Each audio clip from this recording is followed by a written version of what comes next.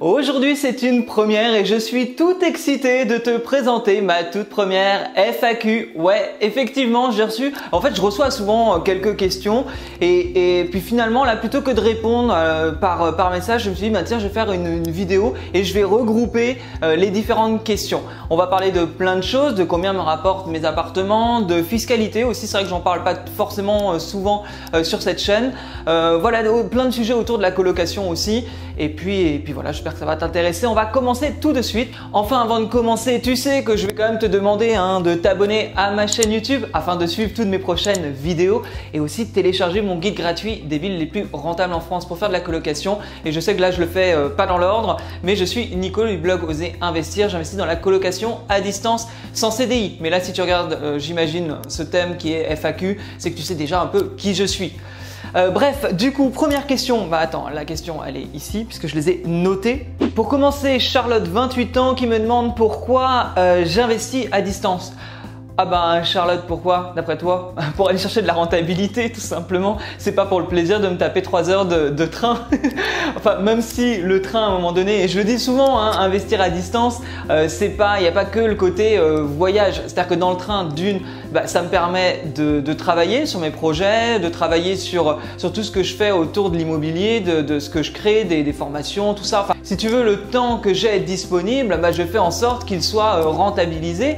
Et puis à côté de ça, investir à distance, ça me permet également de découvrir des régions, de découvrir des villes que honnêtement je ne connaîtrais pas si je n'y allais pas pour investir. Et puis ça m'a permis aussi de faire des rencontres et c'est toujours un plaisir. C'est-à-dire que quand je vais meubler un appartement ou faire des visites, en général j'ai toujours 1 ou 2 verres à prendre avec des amis investisseurs que j'ai rencontrés sur place.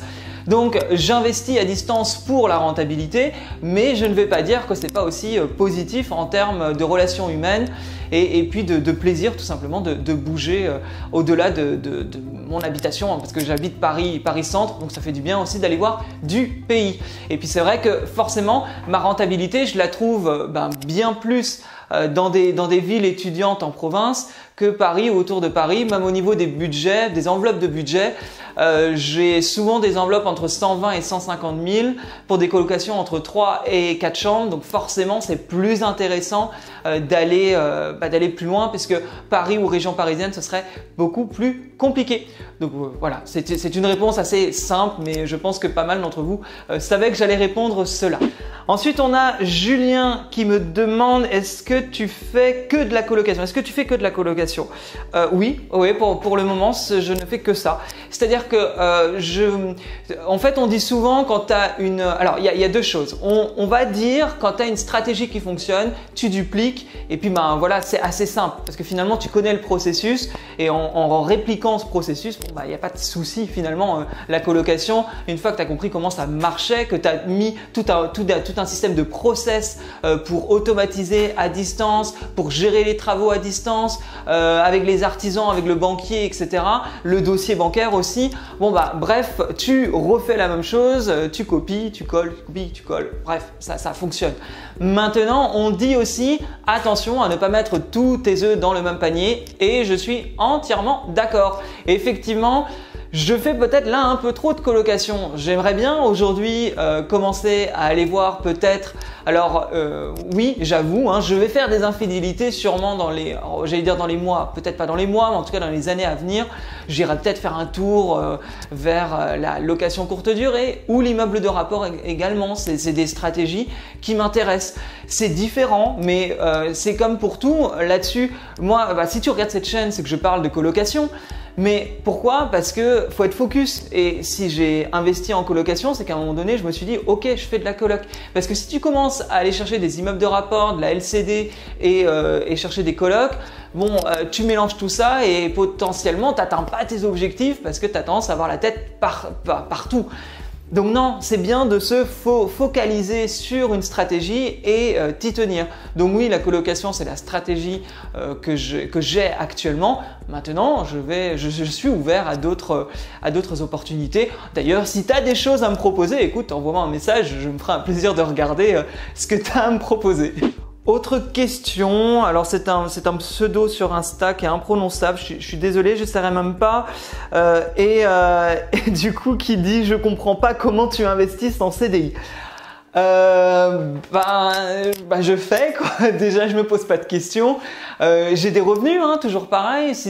J'en parle pas forcément, mais je suis intermittent du spectacle, c'est-à-dire que j'ai des contrats. Je travaille pas tout le temps. J'ai des contrats par moment ça me permet tout simplement de montrer aux banquiers que j'ai des rentrées d'argent. J'ai des rentrées d'argent par d'autres activités aussi d'ailleurs que je n'évoque pas toujours sur cette chaîne. Mais là-dessus, à partir du moment où tu as des rentrées d'argent, même si tu n'as pas le Graal, ce fameux CDI, eh ben, ça n'empêche pas d'investir dans l'immobilier. Le banquier, ce qu'il veut, c'est être rassuré. Donc ta situation, il faut lui expliquer ta situation. Il faut expliquer, ok, ma situation c'est ça, ça, ça, ça. Lui, il te dit quelque chose, tu lui réponds toujours comment ça fonctionne si lui, il a une objection, il faut absolument que tu aies la réponse à cette objection pour qu'il comprenne ta situation. Tu n'es pas là pour tout simplement être rassuré quand tu vas chez le banquier. Tu es là pour le rassurer lui et lui montrer que tu gères les choses. Donc ne pas avoir de CDI, c'est pas un problème. Je connais plusieurs personnes qui investissent sans CDI. Par contre, à côté de ça, le dossier, il est absolument carré, parfait et il n'y a rien qui dépasse. C'est aussi ça quand tu investis sans un CDI, c'est d'avoir tout simplement des calculs et un dossier irréprochable et des comptes irréprochables également.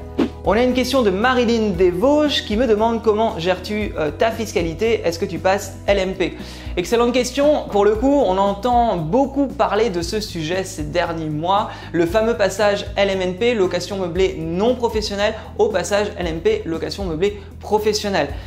Effectivement, quand tu commences à investir dans l'immobilier, si tu veux ne pas investir en société mais en nom propre, le LMNP est souvent, on va dire, la fiscalité qui sera la plus avantageuse. Or, aujourd'hui, il y a des seuils. Si tu dépasses les 23 000 € de loyer annuel, tu passes LMP, sauf si tes salaires sont supérieurs au loyer annuel. Et il se trouve que là, on parle des revenus du foyer fiscal. Donc, si tu es marié ou pacsé, on compte les salaires des deux personnes. Donc, si finalement, ces deux personnes, par exemple, qui gagnent bien leur vie, elles peuvent rester LMNP assez longtemps. Si tu gagnes 6 000 €, 3 000 et 3 000, donc 6 000 € dans ton foyer fiscal par mois, c'est vrai que tu as une petite marge en termes de loyer avant d'atteindre ce chiffre-là. Donc c'est là-dessus, pour l'instant, pour mon cas, je ne passe pas encore LMP. À l'heure où je te parle, je suis encore LMNP. Et puis tant mieux si ça continue comme ça, même si je sais qu'il va falloir que je fasse des arbitrages, puisque en fiscalité, il y a aussi la possibilité de faire des arbitrages. Pour continuer, question de Thibaut, 37 ans, qui me demande combien te rapportent tes appartes aujourd'hui. C'est vrai que ça c'est une bonne question. En fait, je vais répondre simplement. Entre le cash flow plus les reports de crédit, tu sais que j'aime beaucoup les reports de crédit, je touche un peu plus de 3 000 € par mois, donc qui rentrent dans ma poche grâce à mes appartements, ce qui est donc plutôt intéressant. Et je compte bien sûr ne pas m'arrêter là. L'immobilier, et je le dis souvent, ça reste quand même, si tu souhaites une augmentation de salaire à hauteur de ce que peut te faire gagner l'immobilier, honnêtement, va voir ton patron, il te la donnera pas. Et l'immobilier a cette puissance-là en fait, de pouvoir augmenter tes revenus. Si un jour on m'avait dit que je gagnerais de l'argent grâce à l'immobilier, je n'y aurais pas cru, tout simplement parce que j'étais tellement pas issu d'une famille d'entrepreneurs ou qui investissait dans l'immobilier, qui investit dans l'immobilier. Moi, ça me paraît toujours énorme de me dire qu'aujourd'hui, ça fait partie des revenus que je touche, c'est l'immobilier. Mais à côté de ça, ça a été un travail, ça a été des formations, ça c'est pas arrivé en claquant des doigts. Je peux le dire, fier quand même du parcours que j'accomplis, même si il est loin d'être terminé. Et je suis très loin des gros investisseurs qui peuvent avoir 5-6 millions d'encours à la banque. Alors oui, je suis pas à ce niveau-là. Par contre, à côté de ça, je fais mon petit chemin. L'immobilier, ça m'apporte de plus en plus de liberté et je trouve ça absolument fantastique. Et je le conseille à toute personne qui me demande est-ce que je dois investir dans l'immobilier. Écoute, si tu es prêt à faire ça et que tu es prêt à obtenir ce genre de résultats, oui, fonce. Après, ça dépend de chacun et de ses choix. Et dernière question, penses-tu faire de l'IMO toute ta vie? C'est intéressant, pour le coup, elle est intéressante comme question. Parce que l'immobilier, effectivement, c'est une passion. Enfin, à diffuser ces vidéos sur Internet, à proposer des programmes autour de l'immobilier pour justement proposer ce que je fais, comment j'ai fait pour investir dans l'immobilier avec ma situation. Oui, c'est une passion et ça va me suivre pendant des années. Après, je pense que la vie, c'est pas uniquement être… j'ai pas l'impression d'être quelqu'un qui rentre dans un moule. J'ai fait beaucoup de musique, j'ai fait des clips, j'ai chanté sur scène, j'ai fait de la télévision en tant que journaliste, j'ai écrit un livre. J'en parle pas forcément de toutes mes activités que j'ai pu avoir dans mon passé. J'ai pas 22 ans non plus, donc forcément j'ai eu une vie auparavant. J'ai vécu à Londres pendant 2 ans, j'ai fait de l'humanitaire en Inde. Je pense que la vie, en fait, c'est pas juste faire une chose. Donc l'immobilier, oui, aujourd'hui ça fait partie de ma vie, c'est ce qui m'apporte de la liberté, puisque faut pas cracher dessus, hein. L'immobilier te fait gagner de l'argent. Pourquoi? Pour avoir plus de liberté. Et en ayant plus d'argent, tu as plus de possibilités de réaliser tes rêves, de vivre de ta passion, de voyager davantage. Si l'immobilier, c'est une passion parce que j'adore cette idée, j'adore tout ce qui tourne autour de trouver un appartement qu'on va rénover et on va faire une décoration de dingue. Tu sais que c'est ma passion, ça aussi. J'aime beaucoup le côté, on va dire, artistique de la déco. Maintenant, est-ce que je vais faire ça toute ma vie? Je sais pas. Pour l'instant, je fais ça.